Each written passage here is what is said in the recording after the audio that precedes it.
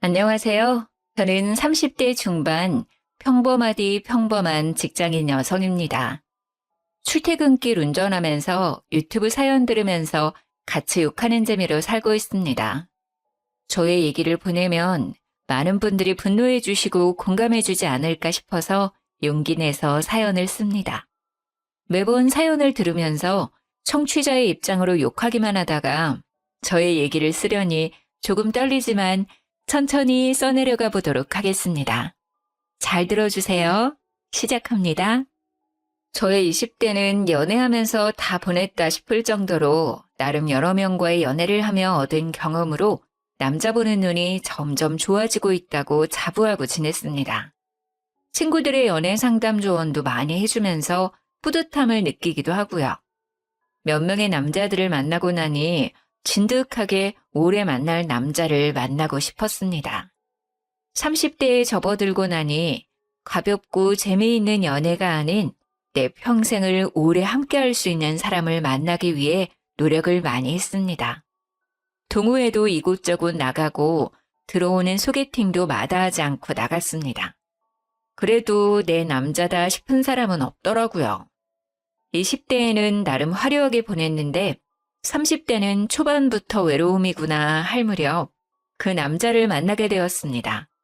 직장 선배의 소개로 만난 그는 2살 연상의 IT 계열 회사에 다니고 있었고 첫인상부터 이 사람이다 싶었습니다. 쌍꺼풀 없는 눈매에 시원시원하게 웃는 모습이 매력적이었던 그와는 첫 만남에서부터 호감이었고 다행히 그 역시 저와 같은 생각이었는지 저흰 만난 지 3일 만에 교제를 시작했습니다. 사는 곳도 멀지 않아 매일매일 만났고 한 달 만났을 때부터 결혼 얘기가 오가게 되었습니다. 저도 이 사람과 빨리 결혼하고 싶었지만 한편으로는 두려움이 컸습니다. 그 이유는 저희 집이 이혼 가정이기 때문이죠. 저희 엄마는 제가 20살 때 이혼을 했습니다. 제 어렸을 적 기억에 엄마 아빠는 하루가 멀다 하고 매일 다투셨고 서로 참고 살다가 제가 성인이 될 나이가 되자 이혼을 하셨어요. 그 이후로 저는 엄마와 지내고 있고 아빠와는 가끔 연락하며 지냅니다. 물론 남자친구가 너무 좋고 행복한 가정을 꾸리고 싶은 생각은 있지만 덜컥 겁이 나기도 했습니다. 그래서 이런 속사정을 다 털어놓았더니 그 사람은 저를 따뜻하게 꼭 안아주었어요.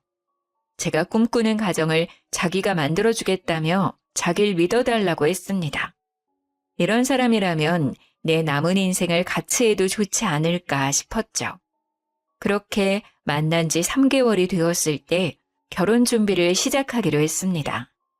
친구들은 너무 섣부르게 결혼을 준비하는 것 같다며 천천히 생각해보라고 했지만 이미 저는 행복한 결혼 생활을 할 생각에 아무것도 들리지 않았습니다. 짧은 연애였지만 그래도 이 사람은 내 사람일 거라는 확신을 했거든요. 그렇게 오빠네 어머님, 아버님을 뵙는 첫 식사 자리가 찾아왔습니다. 너무 떨리고 어색하기도 했지만 나름 화기애애한 분위기였어요. 어머님도 아버님도 환영해 주셨어요. 내 주변 친구들은 다 자식들 시집 장가 보내길래 너무 부러웠는데 이제 나도 드디어 아들 장가를 보내는구만. 이쁜 며느리가 생겨서 기분이 좋네요. 만나서 반가워요, 정말. 네, 어머님 앞으로 잘 부탁드려요. 처음이라 불편하겠지만 우리 천천히 지내줘 봐요. 이제 우리 가족이 될 사이니까. 네, 아버님. 서로 어색한 공기를 풀어가며 대화를 하던 도중 남자친구 어머니가 친정아빠의 결혼식 참여에 대해 물어보시더라고요. 아, 근데 결혼식 때 아버님이 참석하시나? 좀 그런가? 아니, 그래도 있는데 안 오시는 것도 아니지 않나? 돌아가신 것도 아니니까 참석하는 게 크게 문제가 될 것 같지는 않은데. 네, 알겠어요, 어머님. 제가 엄마와 이 부분에 대해서 얘기 한번 해볼게요. 남자친구 어머니의 갑작스러운 발언에 조금 당황하기는 했지만 그 부분도 생각은 안 할 수 없기에 고민에 빠졌습니다. 그날 집에 가는 차 안에서 많은 생각을 했습니다. 저는 아빠의 참석 여부에 대해 전혀 생각을 하지 않았었거든요. 사실 저희 아빠는 엄마와 이혼 후에 다른 분을 만나 재혼을 하셨어요.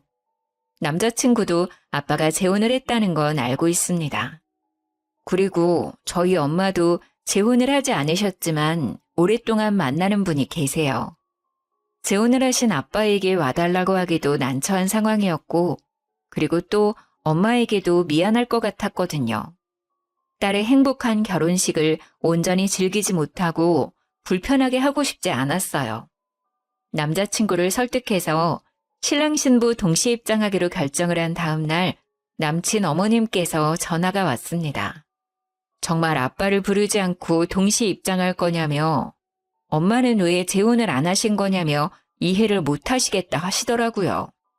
순간 기분이 확 상했지만 결혼식은 저와 남자친구 둘만 생각할 수 없는 행사라 그렇게 생각할 수도 있겠다 싶어서 넘어가기로 했습니다. 빠른 결혼 준비로 바쁜 나날들을 보내고 있던 중에 아빠한테 연락이 왔어요. 아빠한테도 알려드리긴 해야 할 것 같아서 결혼 소식을 전해드렸었거든요. 축의금을 주고 싶다며 꼭 받아달라고 말씀하시길래 계속 거절할 수도 없어서 받기로 했습니다.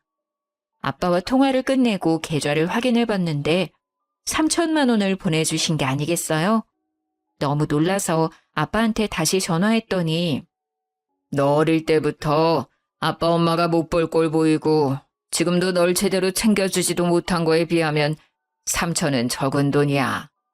더 주고 싶은데 아빠가 지금은 이것밖에 못 줘서 마음이 쓰이는구나. 이쁜 딸은 꼭 이쁜 가정 꾸렸으면 좋겠어.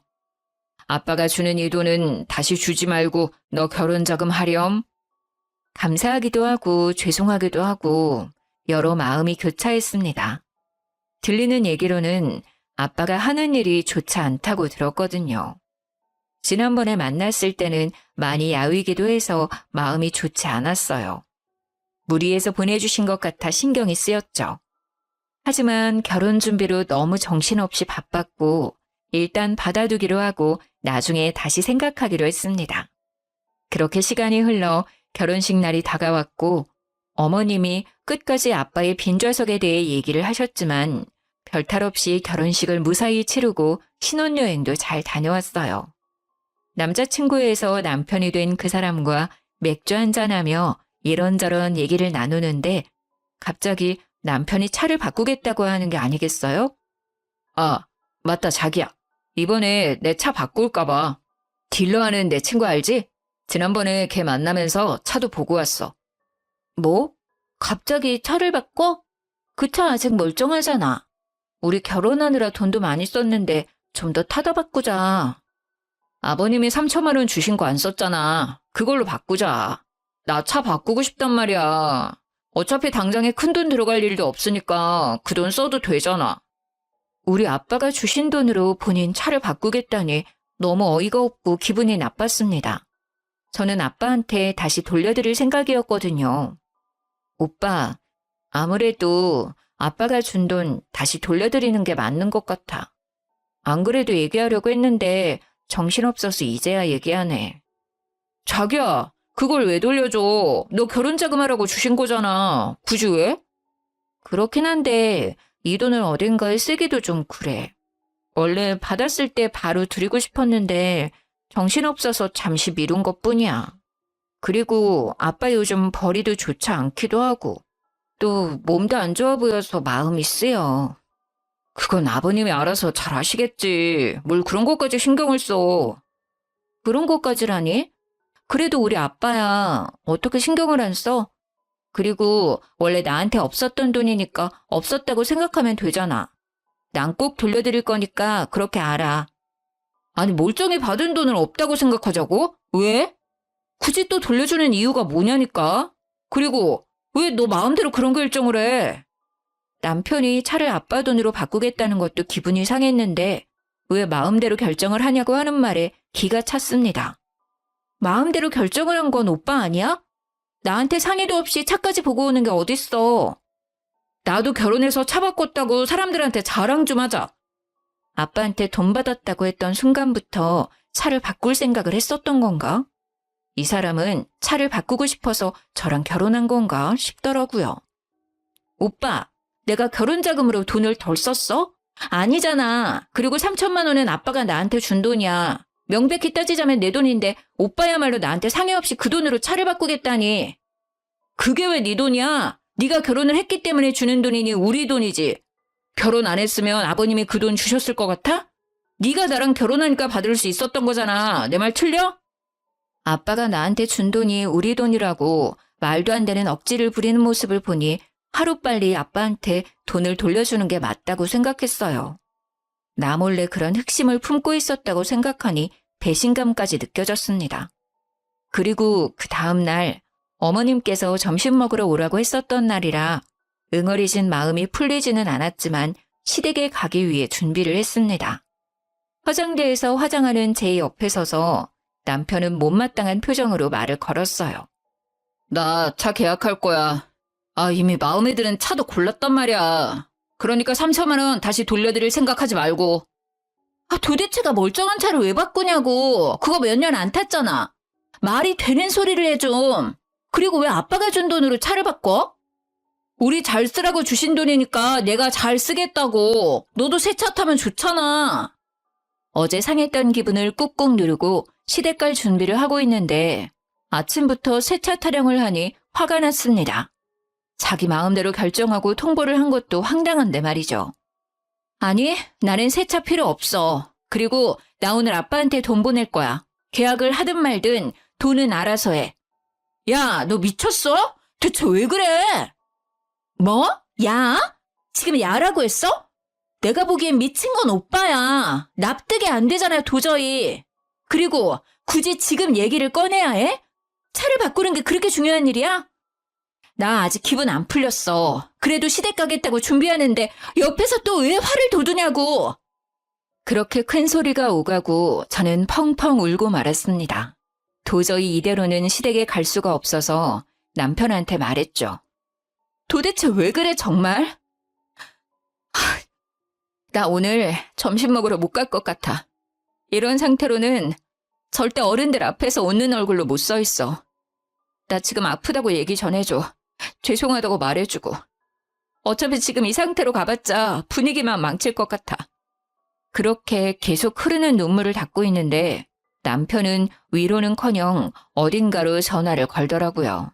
알고 보니 어머님께 전화를 했던 거였습니다. 엄마, 나야.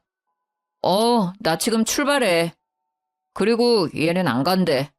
가기 싫대. 몰라. 끊어. 가서 얘기해. 그렇게 전화를 끊은 뒤 남편은 혼자 시댁에 갔습니다. 아니, 내가 못 가게 된 원인이 지 때문인데 밑도 끝도 없이 얘 안 간대 라고 전화를 한 남편놈. 심지어 바로 내 앞에서 보란듯이 전화하는 모습을 보니 절 엿먹이려 한 건가 싶더라고요. 그렇게 벙쪄서 거실에 앉아 있었는데 어머님이 전화가 왔어요. 너는 내가 또 이런 경우는 처음이네. 너 어른들이랑 약속에 그렇게 우습니? 시어머니가 만만해? 남편이랑 좀 싸웠다고 시댁을 안 와? 이게 말이 된다고 생각해? 진짜 나 때는 상상도 못할 일이야. 눈이 퉁퉁 붙더라도 와야지. 요즘 며느리들 되바라졌다더니 정말 기가 차서 원. 솔직히 너무 속상하고 화도 났지만 어머니 입장에서 생각해봤을 때 기분이 나쁘실 수 있는 상황이라 뭐라고 말을 드리기가 어렵더라고요. 어쨌건 제가 제 기분이 좋지 않아 안 간 건 사실이니까요. 그리고 아빠가 주신 돈을 왜 돌려준다는 거야? 결혼식도 안 왔는데 그 정도 할 수 있지. 그리고 그 돈으로 어차피 계속 같이 탈자 바꾸는 게 그렇게 화낼 일이야? 도대체가 이해가 안 돼. 그게 뭐라고 시댁도 안 오고, 내가 우습니 너? 어머님, 오늘 안 간 건 정말 죄송해요. 제가 생각이 짧았던 것 같아요. 그런데 어머님, 왜 아빠가 주신 돈으로 오빠 차를 바꿔야 하는지 모르겠어요. 오빠 차 멀쩡하잖아요. 그 차를 왜 바꿔야 하는 거예요? 아니, 꼭 차가 문제가 있어야 바꾸니? 차를 바꿀 돈이 없는 것도 아니고 바꿀 수도 있지. 참 젊은 게 말이 안 통하네 정말. 오빠랑 싸운 문제로 어머님이랑도 싸우기 싫어요. 어머님은 오빠랑 똑같은 말을 계속 되풀이하시다가 결국 참지 못하셨는지 노발대발하시며 전화를 뚝 끊어버리시더라고요. 그렇게 그 이후로 별 대화 없이 남편이랑 대면대면하게 지내다가 구정이라 전날부터 가서 열심히 명절 음식을 준비했습니다. 내일 친척들 많이 오니까 부족하지 않게 넉넉하게 부쳐야 해. 아, 그리고 나물도 손질하고 데치고 해야 해. 할 일 많으니까 빠릿빠릿하게 움직여야 할 거야. 남편도 시누이도 아버님도 앉아서 TV 보면서 히히덕거리기만 하고 저만 혼자 바쁘더라고요. 어찌나 꼴보기 싫던지. 붙이고 있는 전을 남편 얼굴에 확 던져버리고 싶었지만 결혼 후 첫 명절이라 최선을 다해 어머님을 도왔습니다. 어머님은 제가 쉴 시간도 주지 않으시고 계속 일을 시켰어요. 정말 몸도 힘들고 정신도 없어서 밥도 제대로 먹히지도 않고 얼른 끝내고 엄마한테 가고 싶은 마음뿐이었죠. 모두 저녁 식사를 마치고 과일과 함께 티타임 중이었는데 어머님이 주방에서 쉬고 있는 저를 부르시더라고요. 잠깐 이리 좀 와봐라. 부르시는 소리에 어머니가 계신 쪽으로 갔더니 갑자기 저보고 무릎을 꿇으라는 거 아니겠어요? 아니, 내가 지난번 일 그냥 넘어가면 안 될 것 같아서. 우리 가족들 의견도 궁금하기도 하고. 그리고 남편이랑 싸운다고 시댁도 안 오고 정말 내가 진짜 너무 어이가 없어서 웃음이 나더라 그날은. 이번 기회에 너의 그 버르장머리를 제대로 고쳐줘야지. 뭐 하고 있어? 멀뚱멀뚱 쳐다만 보고 있을 거야? 무슨 말을 하시는 건가 싶었습니다. 황당해서 그냥 멍하니 서 있는데 남편이 옆에서 거들며 저를 무릎 꿇려 앉히는 거 아니겠어요? 화를 내고 싶었지만 모두 다 시댁 식구들이고 제가 뭐라고 해봤자 손해일 것 같아서 가만히 있을 수밖에 없었습니다. 어찌나 비참한 마음이 들던지 뛰쳐나가고 싶은 심정이었어요. 너희가 결혼한 지 6개월이 되었어? 1년이 되었어? 결혼 초반부터 이게 뭐니? 벌써부터 삐그덕거리면 앞으로 어떻게 하려고 해? 너네 아직도 냉전 상태라며? 남편한테 좀 져줄 수도 있는 거지. 어쩜 너도 똑같이 그러고 있니? 아무리 생각해도 제가 잘못한 건 없는 것 같은데 이게 이렇게 모든 식구들 앞에서 혼나야 하는 일인가 이해가 안 되었어요. 말도 안 되는 상황에 눈물만 주룩주룩 흘렀어요. 남편은 그 와중에도 차 타령을 하더라고요. 친구한테 차 계약한다고 했는데 완전 체면 구겼어. 언제 계약할 거냐고 매일 연락 오는데 쪽팔려서 진짜. 남편은 어머니의 말을 거들고 다른 식구들도 그냥 쳐다만 볼 뿐 제지하는 사람은 없었어요. 시누이야 처음부터 저한테 관심도 없었고 그래도 아버님은 말려주실 줄 알았는데 가만히 계시더라고요. 어제부터 온갖 잡일 다 하며 쉬지도 못했는데 이게 무슨 상황이지? 이게 맞는 건가 싶었습니다. 뭐라고 얘기해도 들을 것 같지도 않고 내가 왜 이런 취급을 당하고 있어야 하나 싶어서 이혼할 생각으로 시댁을 뛰쳐나가 친정엄마한테 달려갔습니다. 눈이 퉁퉁 부어서 혼자 친정에 달려온 저를 본 엄마는 아무 말 없이 저를 꼭 안아줬습니다. 엄마, 미안해. 내가 정말 미안해. 미안하다는 한마디만 하고 엄마 품에 안겨서 어린아이처럼 펑펑 울었습니다. 그래도 엄마랑 있으니 마음이 편해지더라고요. 엄마는 그날 아무것도 묻지 않으셨어요. 내가 겪은 상황이 진짜 있었던 일인가, 이런 건 드라마에서 보던 상황인데 이게 나한테도 일어날 수 있는 일이었구나 싶었어요. 남편이고 시댁이고 모두 얼굴 보고 싶지도 않았고 그냥 다 끝내고 싶었어요. 결혼했던 게 꿈이었으면 좋겠다 싶었습니다. 일주일 정도 지났을까 남편이 문자 하나 띡 보내왔습니다. 어차피 들어올 거 빨리 들어오라고. 자기 차 계약 이제 더는 미룰 수 없다고 말이죠. 진짜 대단한 놈이었습니다. 열받아서 전화를 걸었습니다. 차 계약을 왜 나한테 얘기해? 나 아빠한테 돈 보냈어. 그날 돈 보낼 거라고 얘기했잖아. 아, 진짜 너는 왜 이렇게 제멋대로야. 그리고 아버님은 그걸 또 받으셨어? 참나, 네가 다시 돌려줄 줄 알고 보내신 거 아니야? 제멋대로인 건 오빠야. 너 진짜 왜 그러냐? 어? 이해가 안 돼. 차를 못 바꿔서 죽은 귀신이 붙었나? 왜 이렇게 계속 차 타령을 하는지 지겹더라고요. 행복하기만 해도 모자를 신혼 초기에 이런 어처구니 없는 일로 인해 사이가 틀어져 버릴 줄 상상도 못했어요. 이미 깨질 대로 깨져버린 마음은 다시 붙이기 힘들 것 같았고 이 사람과는 그만 끝내는 게 좋겠다고 생각했습니다. 나 이제 오빠 차 타령하는 거 그만 듣고 싶어. 환청이 들릴 정도야. 이혼해. 어차피 혼인신고도 안 해서 번거로울 것도 없잖아? 네 남편 차 바꿔주는 게 그렇게 싫냐? 그리고 너네 엄마도 이혼하셔서 그런가 이혼이 쉽네? 결혼이 참 우습나 봐, 너네 집안은. 뭐라고 했어? 너네 엄마? 말 함부로 하지 마, 이 새끼야! 그러는 너는 너네 엄마 닮아서 성격이 그따위냐? 뭐? 새끼? 야, 너 진짜 내 옆에 있었으면 한 대 맞았어! 결혼 생활 이어지면 오빠한테 맞기도 했었겠네? 결혼하자마자 본성이 바로 나오네. 짐은 곧 정리할 거니까 그렇게 알고 있어. 전화 끊고 나서도 분이 풀리지 않았지만 그래도 결혼한 지 얼마 안 되어서 혼인신고도 하지 않았을 때 남편의 실체를 알게 되어 다행이라고 생각했습니다. 그날 저녁 엄마랑 밥을 먹고 있는데 엄마 핸드폰으로 전화가 오더라고요. 시어머니였습니다. 저는 엄마한테 받지 말라고 했지만 엄마는 뭐라고 하는지 들어야겠다며 전화를 받았습니다. 결혼한 딸 계속 품고 계실 건가요? 살다 보면 이런저런 일로 다투기도 하는 거지.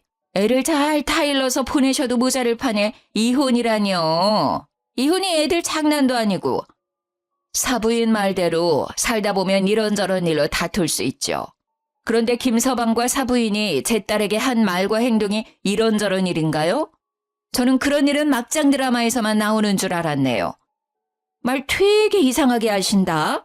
저희가 못할 짓 했나요? 정말 황당하네요. 저도 제 딸이 이혼하기를 바라지 않았어요.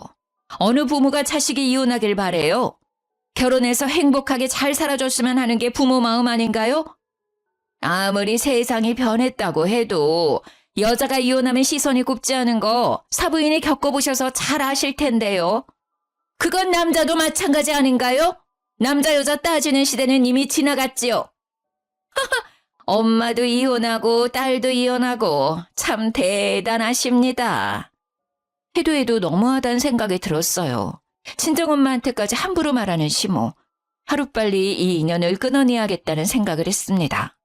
짐을 챙기러 신혼집으로 가야 했는데 혼자 가기엔 용기가 나지 않아 친구에게 부탁해서 같이 갔어요.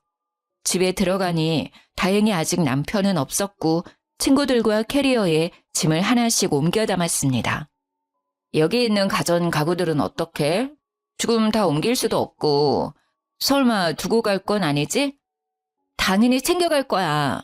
근데 엄마 집에도 둘 공간도 없고 이 큰 짐들을 어떻게 해야 좋을까? 아, 고민이네. 뭘 걱정해. 당근마켓 있잖아. 저렴하게 올리면 산다는 사람 많을걸? 내가 사진 찍어서 보내줄게. 짐 정리하고 있어. 그렇게 한참 짐 정리를 하고 있는데 하필 남편이 들어오더라고요. 얼씨구, 진짜 뭐하냐? 이거 주거 침입 아냐? 집에 들어오자마자 어이가 없다는 듯 말하는 그 사람의 말은 무시하고 마저 짐을 챙겼습니다. 사진 다 찍었어. 거의 새 제품 컨디션이라 저렴하게 올리면 금방 팔릴 거야. 친구가 찍은 사진들 보며 얼마에 올릴까 고민하며 얘기하고 있었는데 남편이 끼어들더라고요. 잠시만, 당근마켓에 뭘 올려? 여기 있는 가전 가구들 다 내가 산 거잖아. 가져가기엔 짐이 많아서 당근마켓에 싸게 올려서 팔려고. 두고 갈 순 없잖아? 오빠 좋은 일 시키는 건데? 하, 진짜 웃기는 짬뽕이네. 그렇게 따진다고 치면 너 여기에서 지낸 비용 줘야지. 아, 그 생각을 못했네?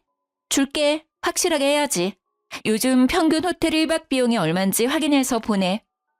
야, 그냥 당근에 올리지 말고 그냥 둬. 내가 그 금액에 사면 될 거 아니야. 어차피 나도 다시 사야 하는데. 그럴래 그럼? 안 그래도 하나하나 거래하기 귀찮았는데 잘 됐다. 옮기지 않아도 되고. 금액 정리해서 보낼 테니까 바로 돈 입금시켜. 본인이 사겠다고 하길래 잘 되었다 싶어서 그러라고 했어요. 마저 남은 짐을 싸고 있는데 옆에서 궁시렁궁시렁 뭐라고 하더라고요. 듣는 채도 안 하고 짐 챙겨서 나왔습니다. 친구들도 끝까지 징글징글하다며 혀를 찼죠. 그렇게 아무 일도 없었던 것처럼 일상으로 돌아갔어요. 마침 회사도 바쁜 시기라 정신없이 보냈습니다. 그렇게 한 달 정도 지났는데 남편한테 아무 연락도 없더라고요. 계좌를 봐도 입금된 내역은 없었어요. 이거 가만두면 입 싹 닫고 절대 돈을 안 보낼 것 같더라고요. 그래서 당근마켓에 정말 싸게 올렸습니다. 그랬더니 구매하겠다는 사람들에게 연락이 엄청 왔습니다. 구매하겠다는 분들 중 한꺼번에 구입하고 싶은 사람이 계셔서 그분과 거래를 하기로 했습니다. 날짜를 조율해 구매자를 만나서 무사히 거래를 완료했어요. 정말 운이 좋게도 그 자식이 집에 없을 시간이라 별 문제 없이 진행되었습니다. 하나하나씩 집이 비워질 때마다 웃음이 나서 참느라 혼났습니다.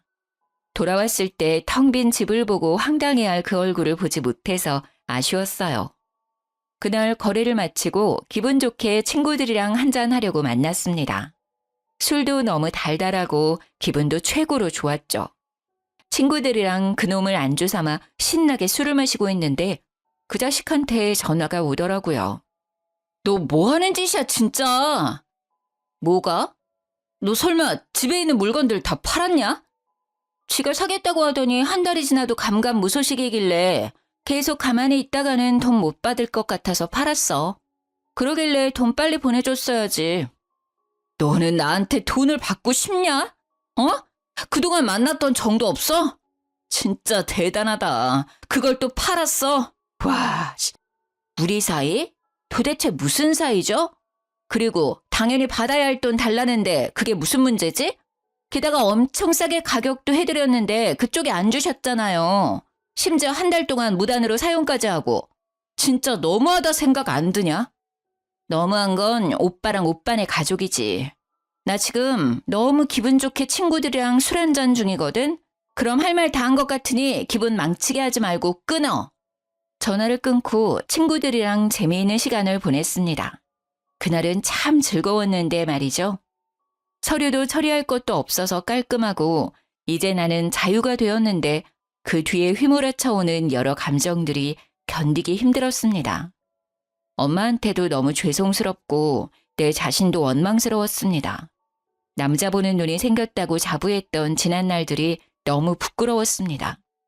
엄마한테 티 안 낸다고 노력했다고 생각했는데 저의 그 우울한 감정들을 눈치채셨는지 매일매일 저를 위로해 주셨습니다. 엄마가 아저씨한테도 말했는지 아저씨도 저희 집에 자주 오셔서 예쁜 꽃다발을 선물해 주시거나 맛있는 식당에 가서 음식을 포장해 오실 때도 있었고 인기 있는 뮤지컬 공연에도 데려가 주셨습니다. 정말 감사하게도 저를 웃게 해주시려고 노력하셨어요. 엄마와 아저씨 덕분에 힘든 감정도 이겨낼 수 있었습니다. 그 자식도 나처럼 힘들었으면 좋겠는데 나만 힘든 것 같아서 억울했습니다.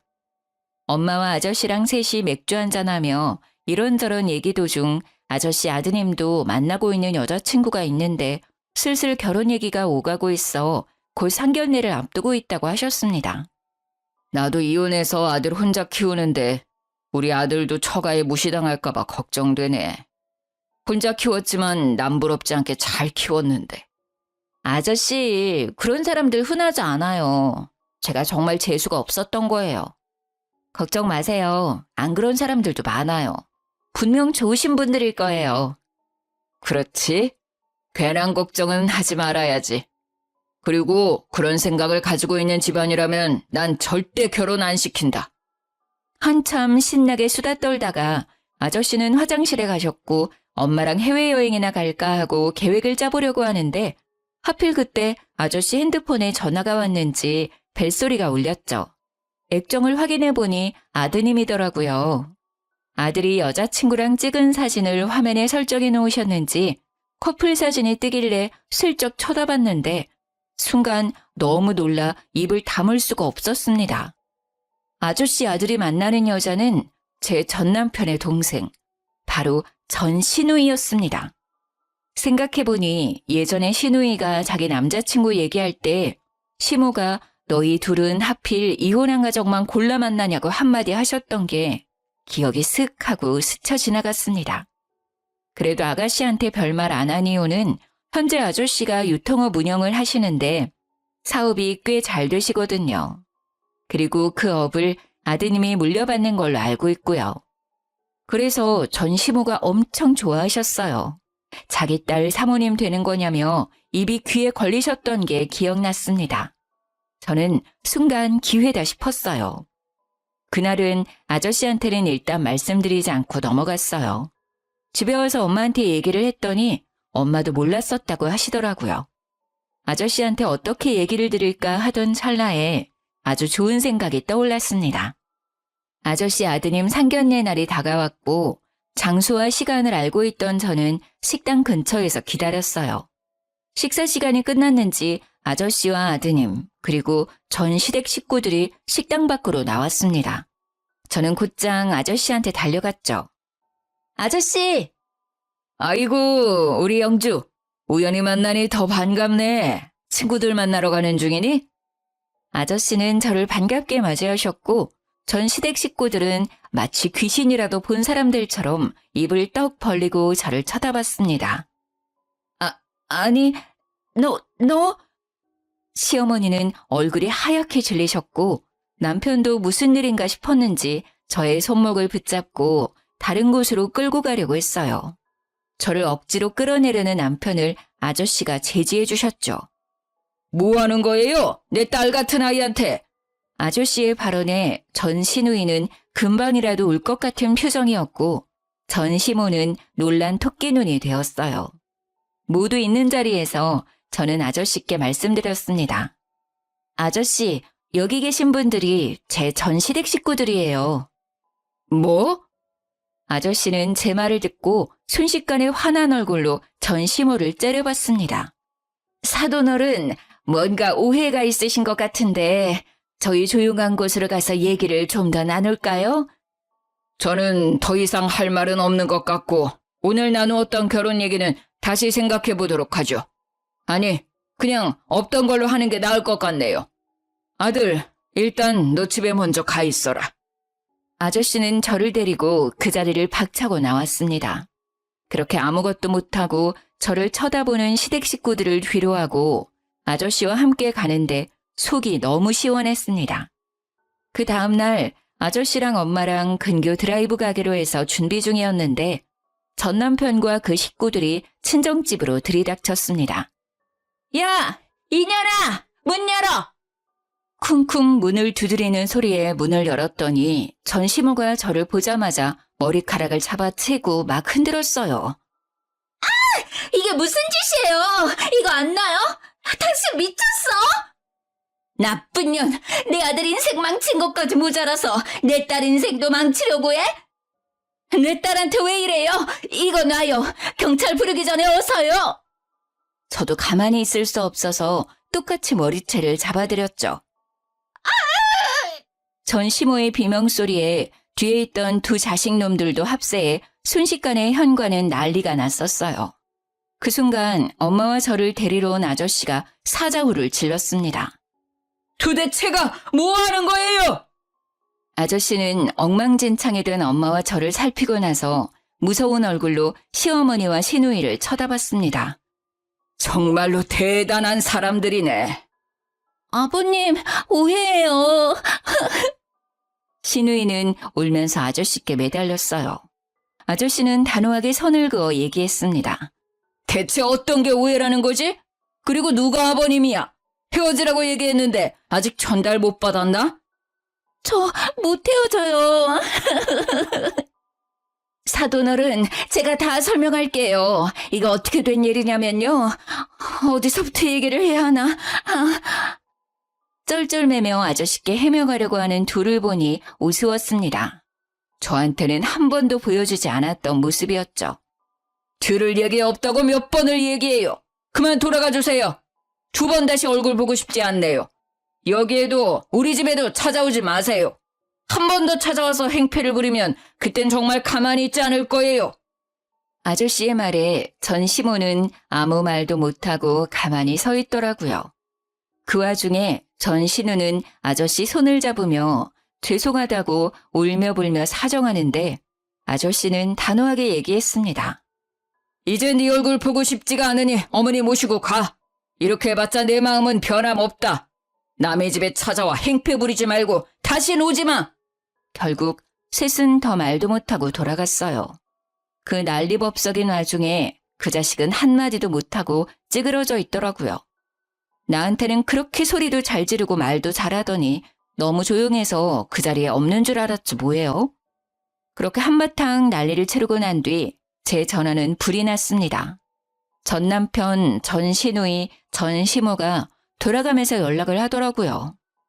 내가 그동안 생각이 좀 짧았던 것 같아. 진심으로 사과할게. 우리 그래도 처음부터 운명이라고 생각했잖아. 대화도 잘 통하고 정말 좋았는데, 그치? 다시 시작하면 안 될까? 개소리 말고 끊어.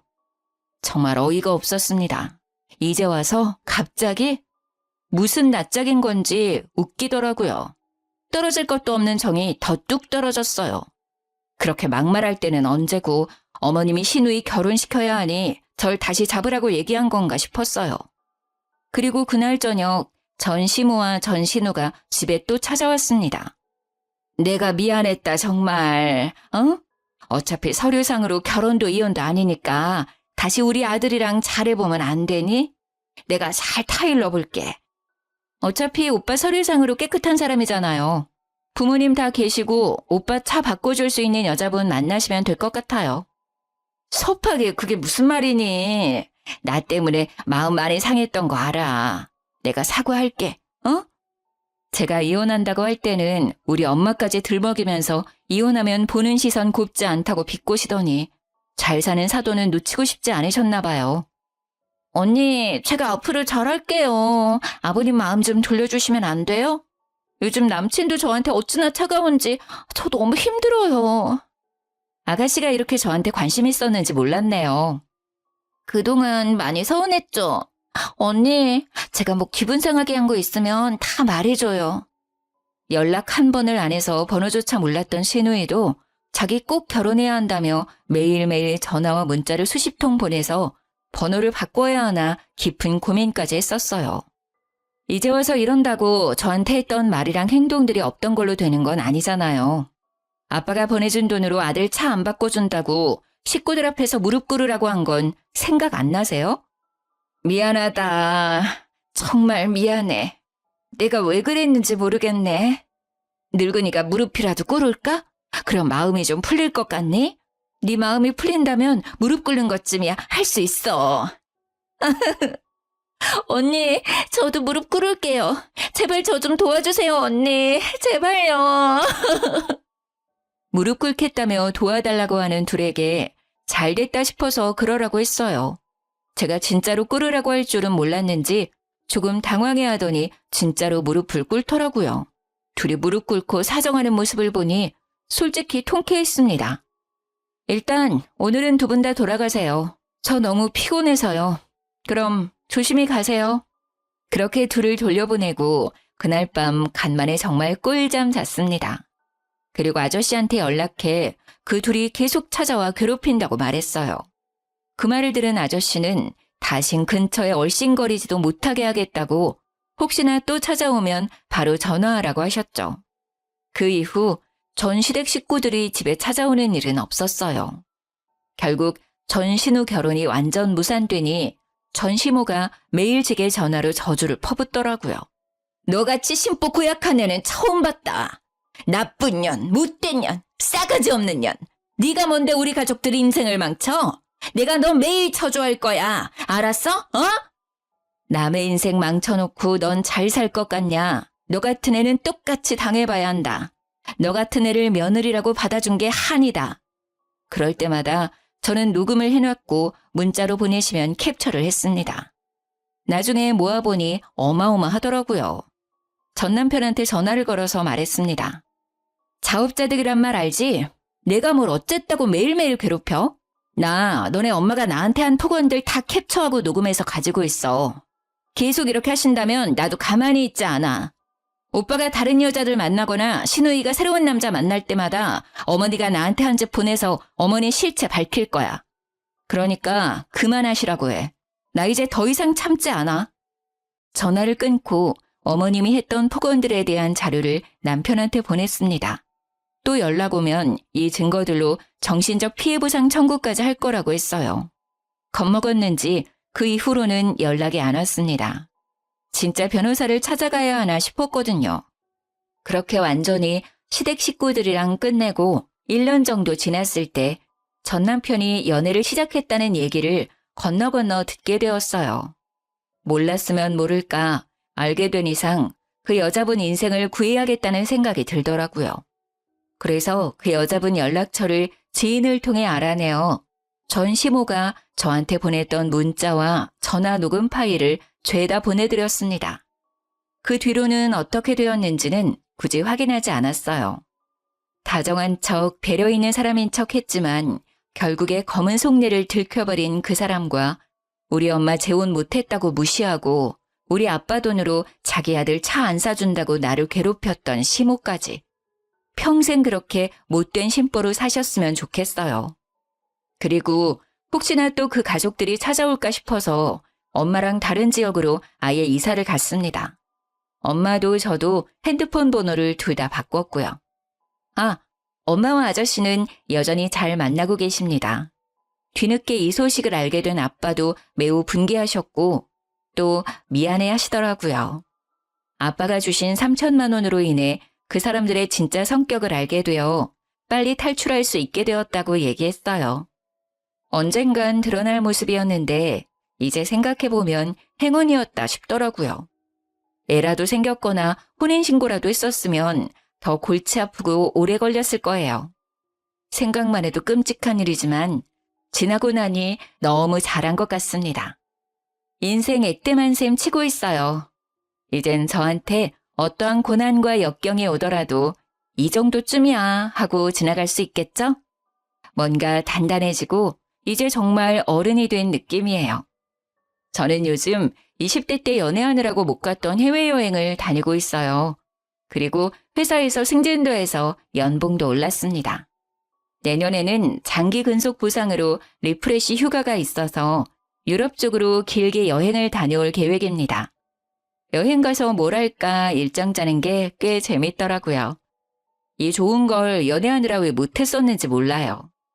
그래도 이제라도 여행의 재미를 알게 되어 다행이라고 생각합니다.